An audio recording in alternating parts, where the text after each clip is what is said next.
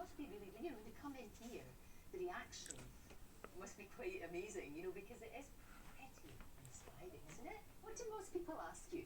I mean, they're interested in the use of the rooms. They've seen them on television and the magazines, and are they really in that room that they've seen being used? And yes, they are. That's the thing, there's so much to see. In fact, I wouldn't mind doing a bit of exploring. Is that okay? You can keep an eye on me. Oh, look who it is. It's Giles Brandreth. This is like your second home, isn't it? Well, I'm excited to be here today, to meet you here. Oh, it's so exciting. I have been lucky enough to be here a number of times over the years. Firstly, because I used to work for the late Duke of Edinburgh. Of course. Because I was the chairman of one of his charities.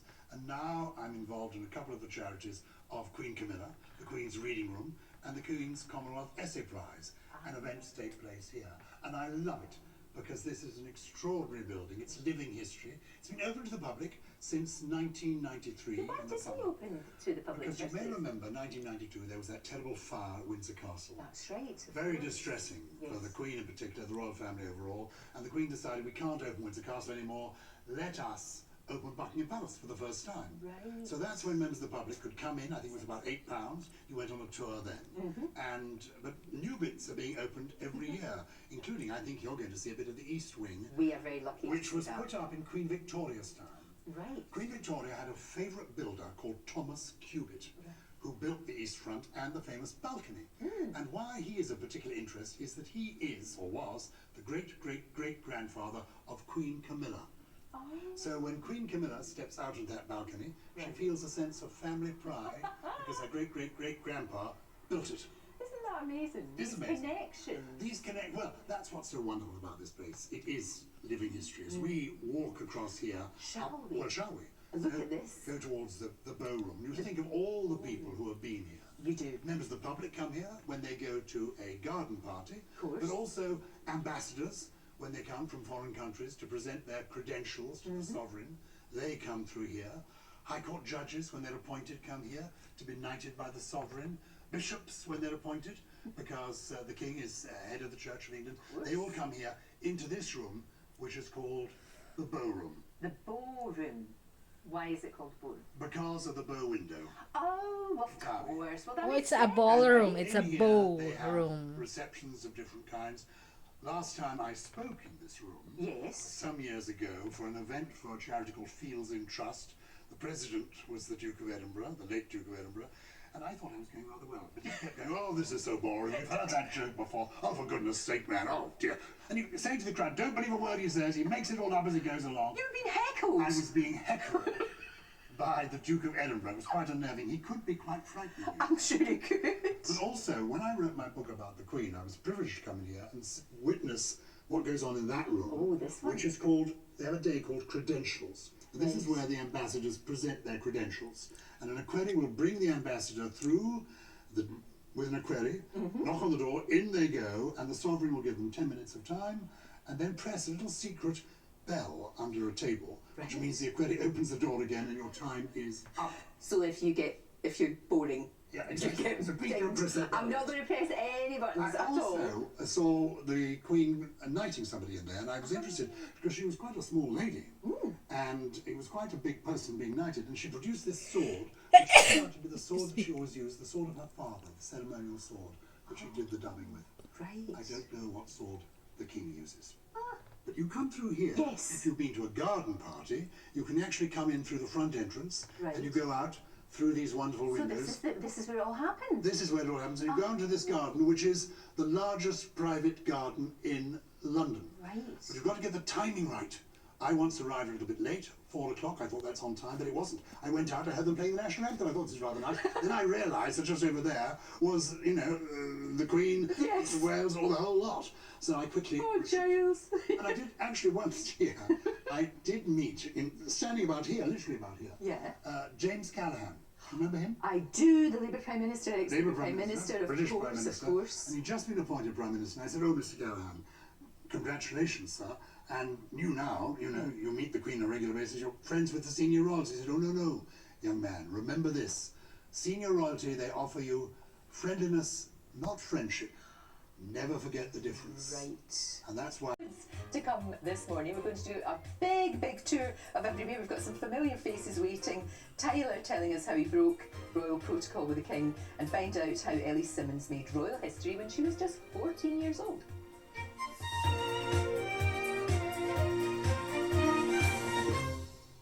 Biggest chandelier in the palace.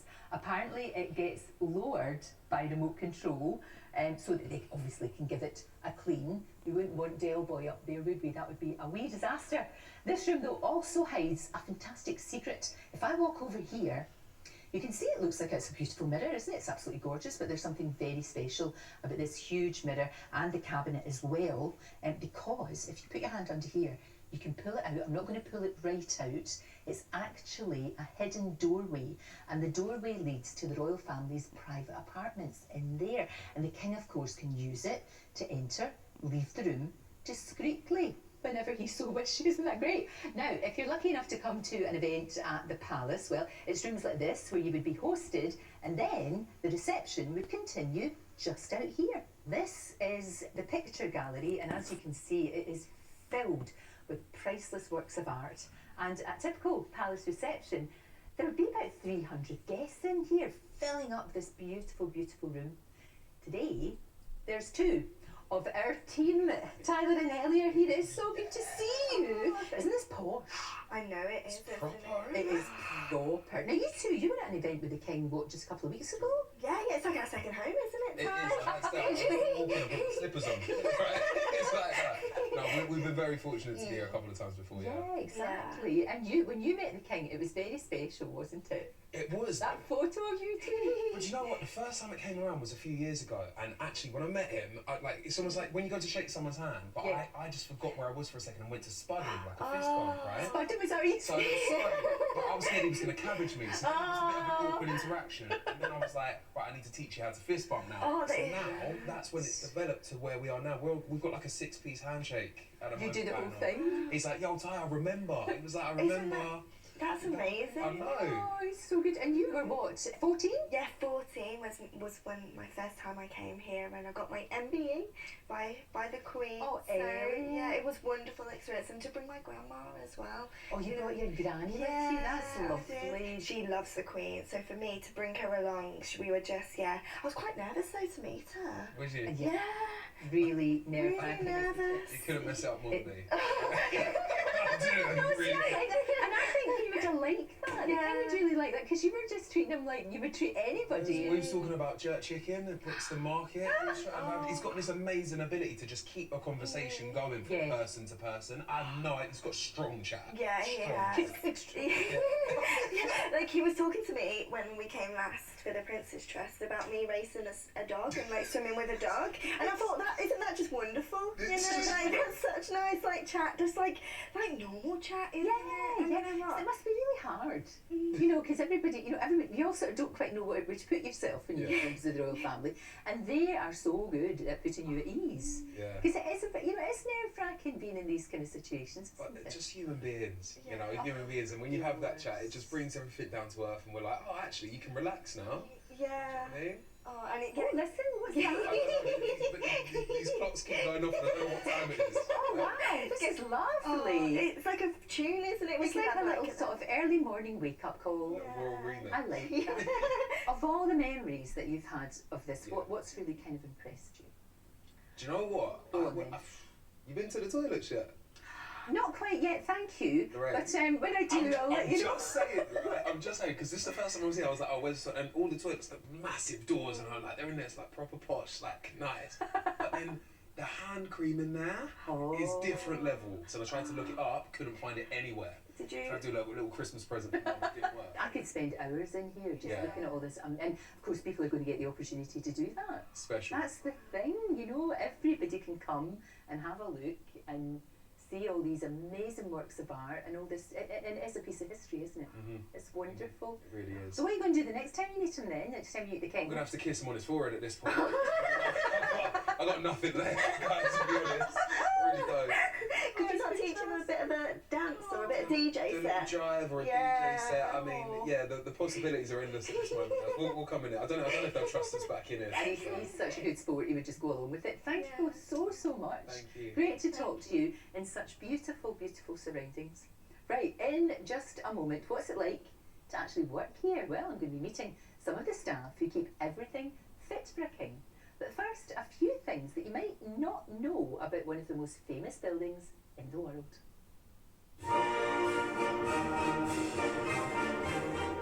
Buckingham Palace, the home of the British royal family since 1837, and of course, the birthplace of King Charles. Set in the heart of London on 42 acres of land, the palace has 775 rooms, which include 19 staterooms, 52 bedrooms, 92 offices, and 78 bathrooms. The 760 windows get cleaned every 6 weeks. On display are 20,000 works of art, and you can set your watch by the 350 palace clocks. During the Second World War, the building was bombed 9 times, yet the King and Queen stayed in residence. And so it is that their Majesties are walking among the debris in the garden, just like other families in 100 homes today. Over the years, the halls of Buckingham Palace have been graced by some of the biggest figures in history. And even the roof has been used when Queen guitarist Brian May performed for the Golden Jubilee. But at heart, it's a working building, hosting almost 100,000 guests every year. Well, with me now, 2 people who get to work here. Team, so paintings conservators who are based in Windsor, and something paintings might be clean, they might be dusted quite regularly, Sure. but an actual full clean, which involves removing all the discoloured varnish and later paint that isn't original, we might do that maybe every 30 years or so to a picture, but all the ones in here are in the best quality. They've had that treatment done to them. They are, and they couldn't be looked after better. Your official title, tell me your official title, it's brilliant. So I'm surveyor of the King's Pictures. Right. Which is it's a bit confusing, like it's a bit strange, people might not really know what that refers to, but it's a title that's actually been in existence for nearly 400 years. The first surveyor of the King's Pictures was for Charles I back in 1625, so it's such an honour to be one of those surveyors. And still the work that we do is pretty much the same as that first surveyor did. So we care for the collection, we keep track of it, we keep inventories, we know where everything is. But I think the big difference now to that first surveyor is that we share the collection as far as possible with the public. We put it on our website, we send it on loan, we do exhibitions, and we open the palaces. Exactly, and the first woman to do this job, so you're a trailblazer. I am. And a pioneer. It's fantastic. Cheered, how long does it take all of these clocks in here, and I keep hearing them on the hour, and I keep hearing them all the time. Beautiful, but to take care of them, to make sure that they're keeping time. Yes. So we wind the clocks every week, and the winding of the clocks in Buckingham Palace on its own takes the best part of an entire morning, just to go round and see them. There's a few clocks, isn't there? There's a lot. And what about the clocks going backwards and forwards? Because that must take a while. Yes, that does take a while. It takes about, in total, 60 hours of total walking around, setting all the clocks up, making it go forwards or backwards. Is backwards worse? Backwards is worse, because some clocks need to go forwards 11 hours to go back. I understand. Yes. So that can take quite some time. It's a fascinating job for both of you, it really is. What is it like though to work here? Does this become just, oh yeah, it's my place of work and there you are? You never really take it for granted, I guess. I don't think you ever do. I mean, it is so special, and I still get that magical feeling. It's such a privilege to work here, and also I love bringing someone in that might not know too much about the pictures and tell them about it and see their eyes light up, and they get so much more, and so that is always incredibly rewarding. And I think every day is different as well. That's the thing about working here. That's true, Yeah. and of course people get the opportunity to come here. They do. It's just fantastic to see the works of art, to see the beautiful clocks, to check their watch with the clock or their phone. And you're always on time. Yes, exactly. Always. Thank you both so much. Great to talk to you. Thank you. And still to come this morning, our tour continues outside because Dr. Amir finds out why Ant and Dec have a special place in the palace garden. And there's a dance that he will never forget. Anton Dubek shares the story behind his Buckingham Palace performance.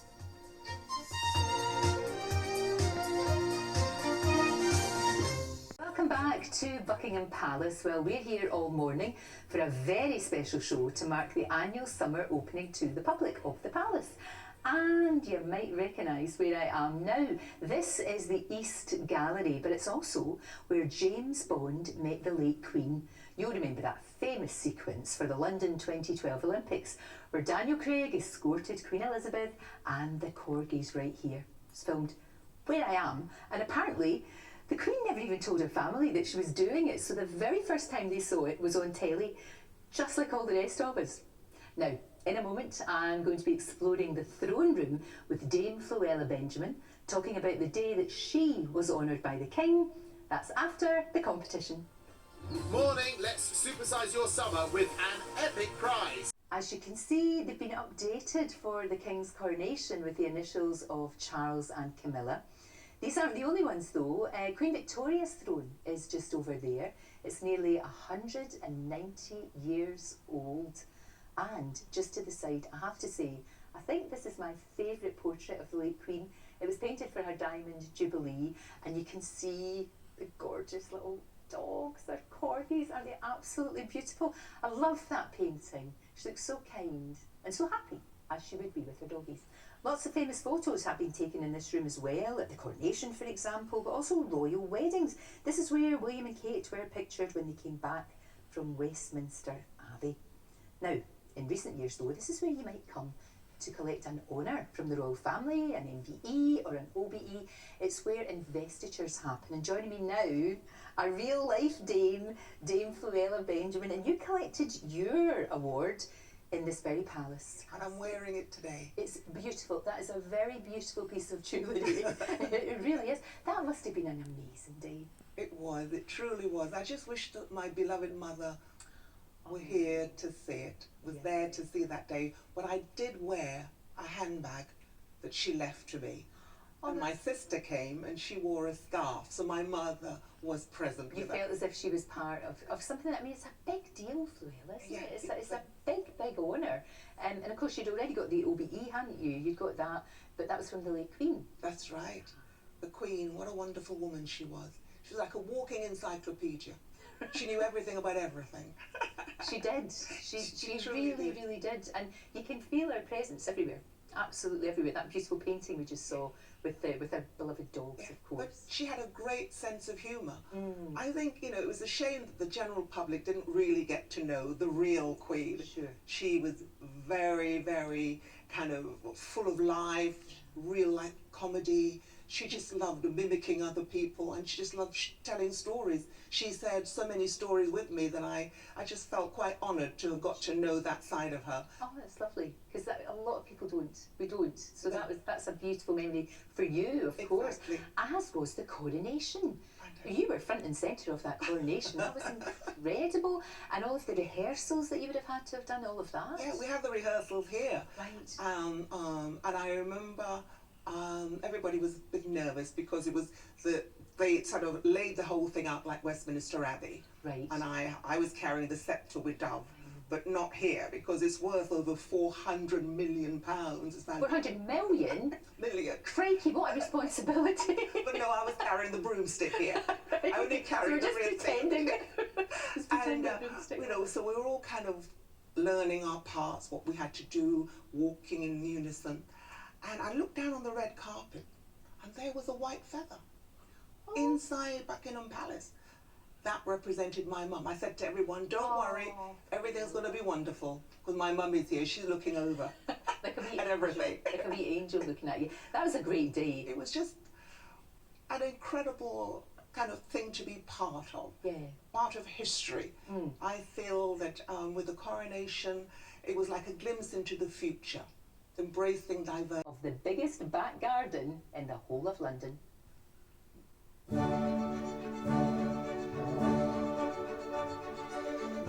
This is a real pinch me moment. You know I love being outdoors and in gardens. And what better place to explore than one of the most famous gardens in the world? For over 200 years, the Buckingham Palace garden has been used by the royal family for official entertaining and celebrations. Today, this 39-acre walled oasis has its own lake, thousands of trees, hundreds of plants and breeding birds as well as insects. And did I mention it has its own helipad, perfectly blended in with the garden, of course.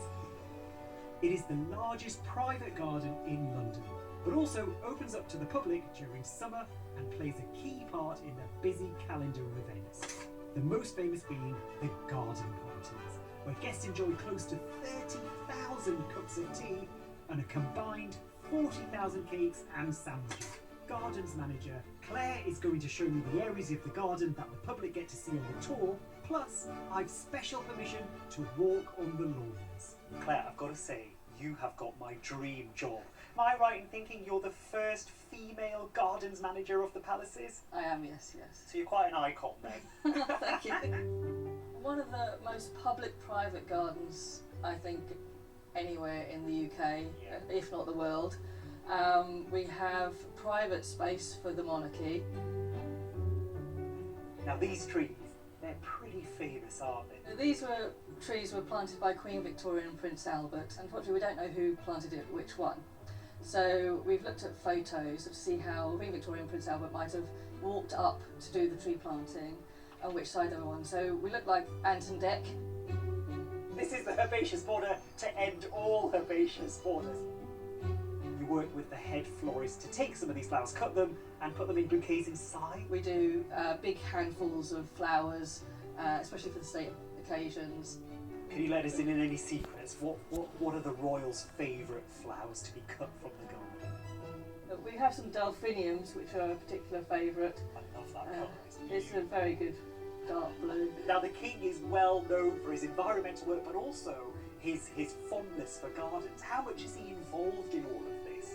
He has regular walks around and I get feedback from that. Claire, I feel like roses are the quintessential British flower. With the wreath for the late Queen's funeral, King Charles asked for garden flowers to be included in that. On the day that the wreath was being made, I came out into the gardens and collected stems of Gracious Queen, this yellow rose, Mum in a Million, and another one called Lovely Lady, as well as some rosemary, is for remembrance, and myrtle, which was a plant that was also in the Queen's wedding bouquet. Wow, that sounds beautiful. Now, as we've been walking around, we've seen lots of bees, and the beehives are on those islands? Yes, we've got 4 beehives on the island, and we're now self-sufficient with honey, so it all goes into the kitchens. Is it delicious? It is rather nice. What a moment this has been. Buckingham Palace Gardens. And I'm just going to sit here and take it all in.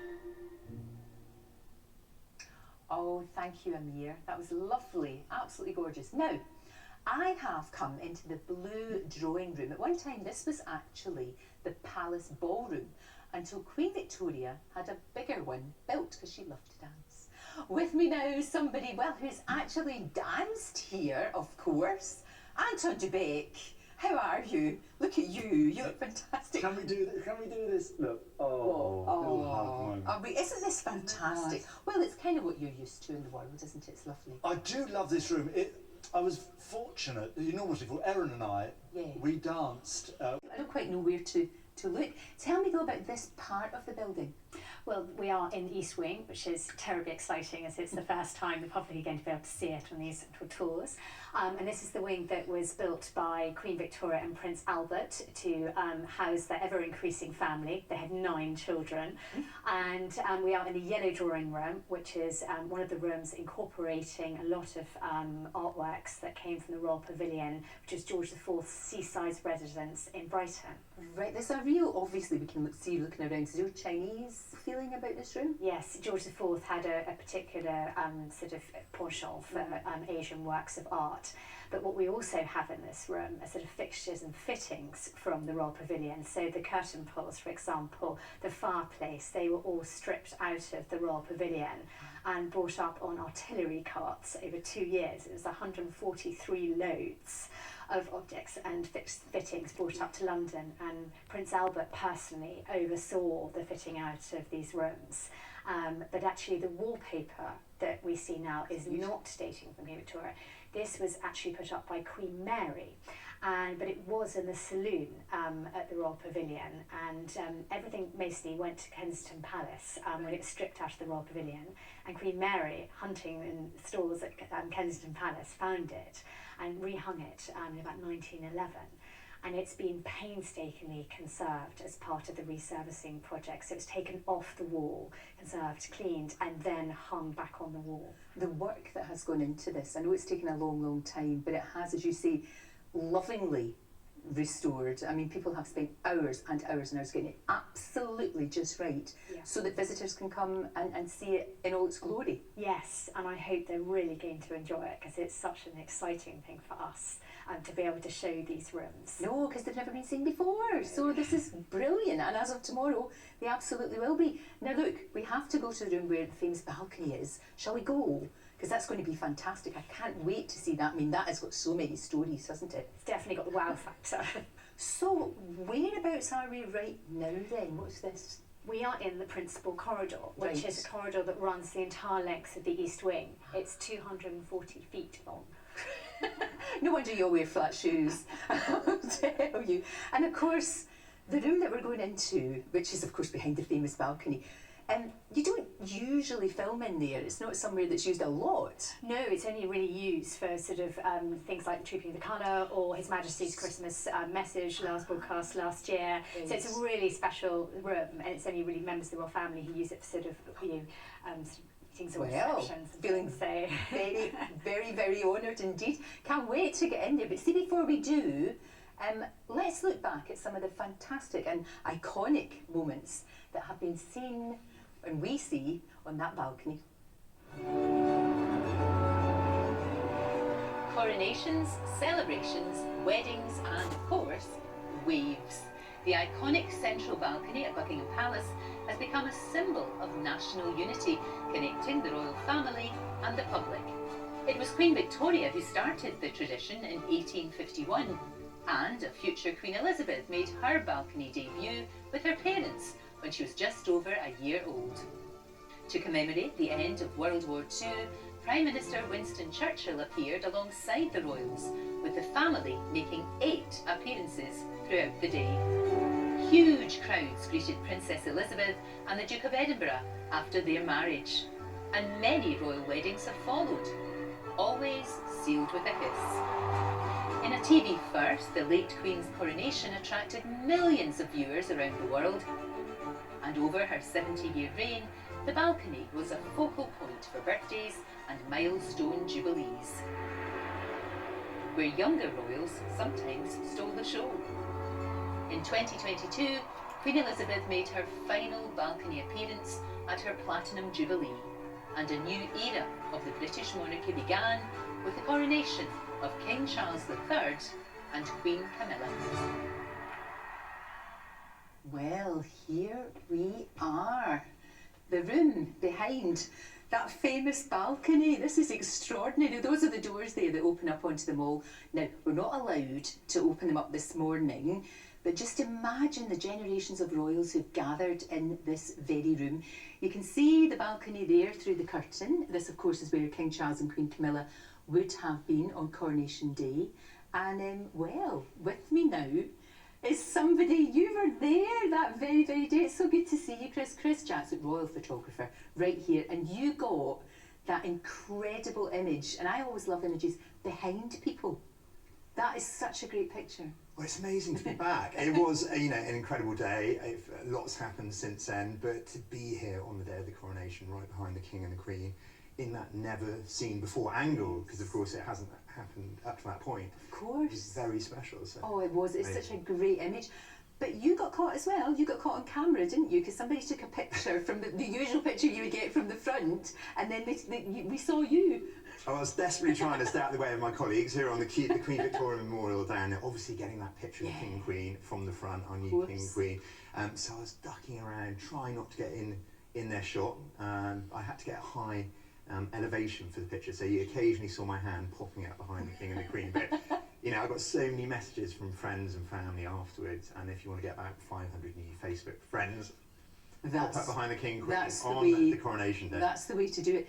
You did some great pictures that day. I love the ones that are not so much planned. There was a beautiful moment between the King and his sister, Princess Anne, that was just, I don't know, it just, a picture says 1,000 words, doesn't it? But that was gorgeous. Yeah, I photographed them a huge amount over the years, and they seem to have a very warm relationship. So it was lovely to see them both together on that day. And it is, you know, it's strange being back here because